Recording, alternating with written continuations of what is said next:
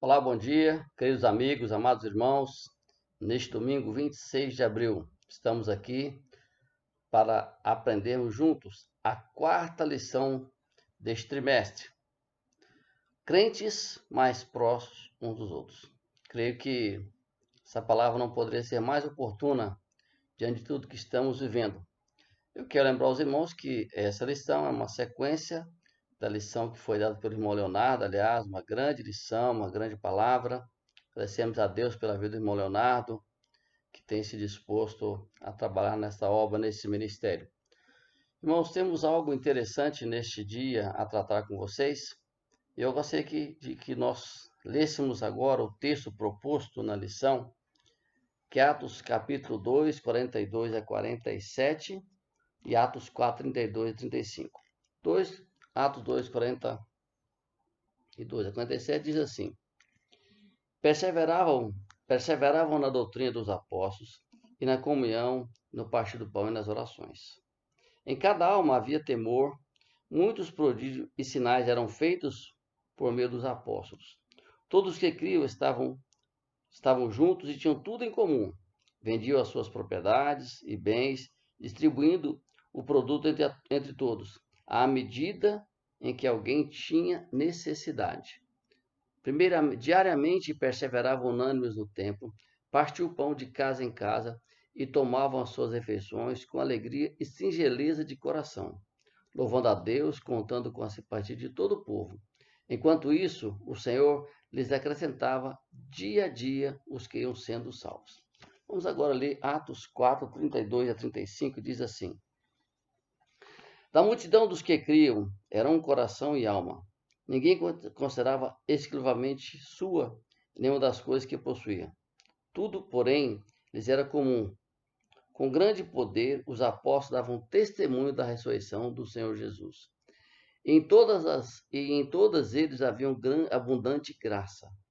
Não havia nenhum necessitado entre eles, porque os que possuíam terras ou casas, vendendo-as, traziam os valores correspondentes e depositavam aos pés dos apóstolos. Então distribuía a cada um conforme a sua necessidade. Vamos orar? Senhor nosso Deus, nosso Pai, nós estamos diante do Senhor aqui, neste vídeo, Senhor Deus, porque é o instrumento que o Senhor está nos dando neste momento para que possamos trazer à tua igreja a tua palavra.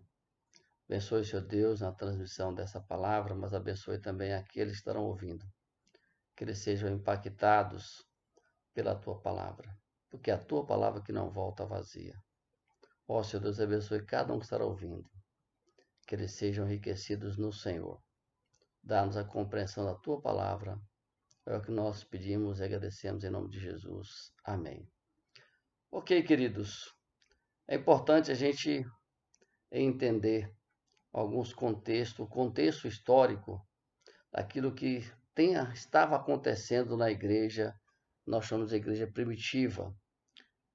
Na lição passada, o irmão Leonardo trouxe com grande propriedade, e então nós vamos dar sequência naquela ideia onde a igreja é chamada de graciosa, uma igreja graciosa. Nós vimos no estudo que a igreja é graciosa, no estudo anterior, nos estudos anteriores, aliás, né? A igreja graciosa é marcada pelo apreço ao evangelho e à doutrina dos apóstolos.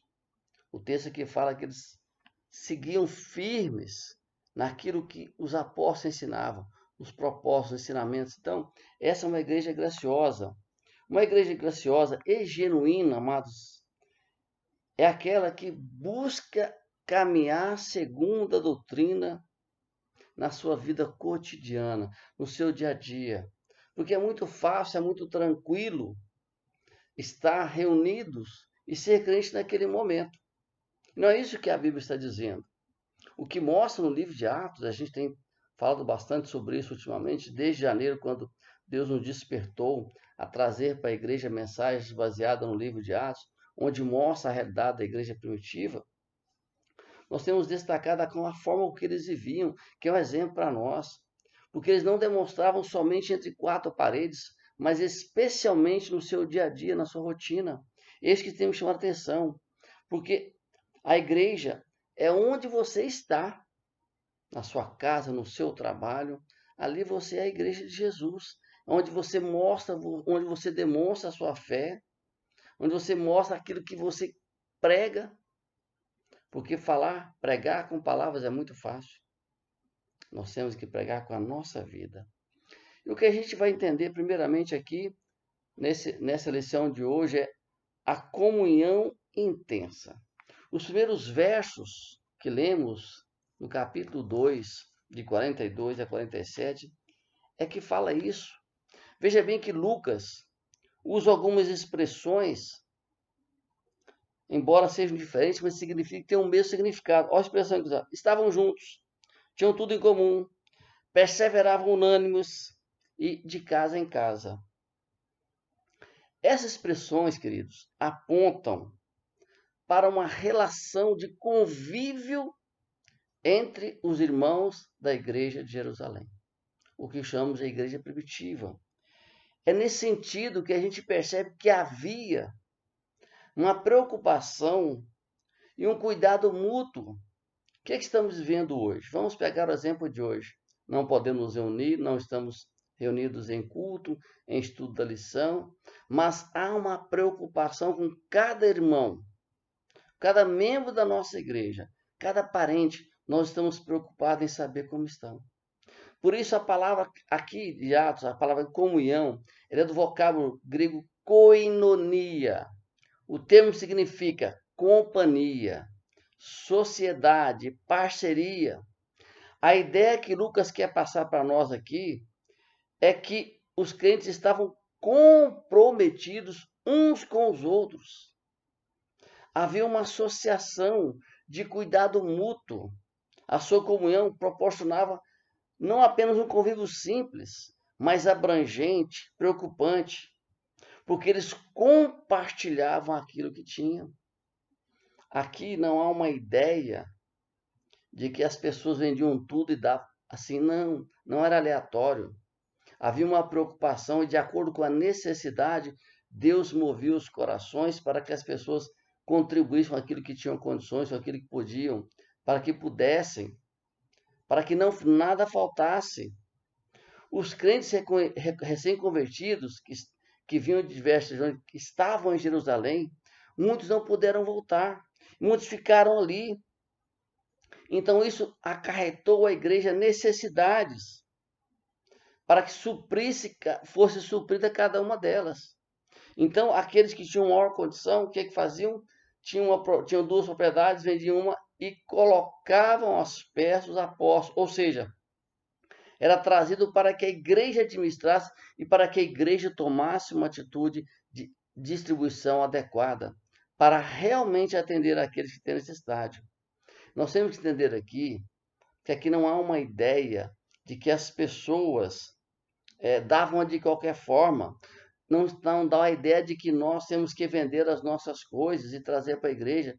Vocês jamais ouvirão isso de mim. Venda a sua casa e traga para a igreja. Não. Você sempre ouviu de mim. Contribua de acordo com a sua condição e com o seu coração. Se nós temos necessitados, nós, a igreja, temos que ajudá-los naquilo que for possível.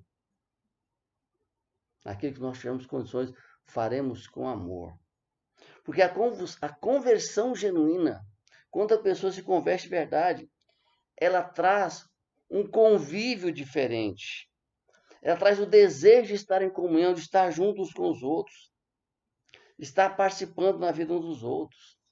Esta conversão nos leva a isso. A ideia aqui de comunhão é a necessidade de estar perto, é o desejo de estar perto, é o desejo de contribuir, é de ser parceiro um do outro. Se meu irmão sofre, eu sofro. Se ele está feliz, eu estou feliz. Essa é a ideia. Porque se quisermos, queridos, uma igreja genuína, precisamos estar dispostos a uma vida de comunhão. Temos que ter um desejo ardente de viver em comunhão. Também chamado de uma igreja cheia de graça. No capítulo 4, verso 32 e 35, Lucas relata com muita propriedade que aqueles acontecimentos mostravam a vida real da igreja, como eles estavam vivendo.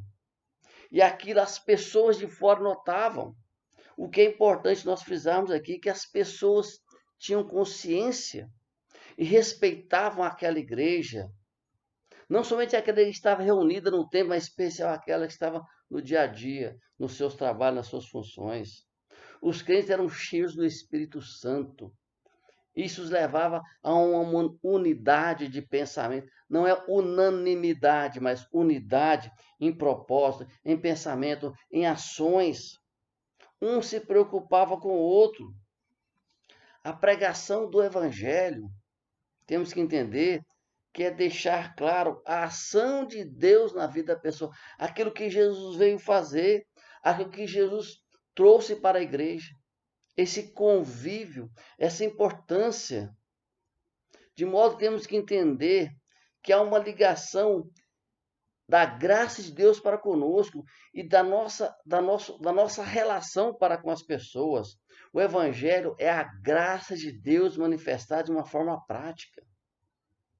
Se eu digo que amo alguém e não faço nada, a Bíblia me chama de mentiroso. Se eu digo que eu amo a Deus e não faço nada pelos outros, eu sou mentiroso. É isso que Lucas quer transmitir, que a graça é caracterizada com uma atitude de benevolência para com as pessoas, não importa quem ela é. Nós agora começamos essa semana uma campanha para fazermos o máximo de cestas e conseguimos fazer 10 cestas, não é isso? Para atender os necessitados, seja da nossa igreja ou não. Mas o importante é que a gente atenda realmente quem tem necessidade. Eu quero crer que cada membro da nossa igreja, contribuiu de acordo com a sua condição e com o seu coração.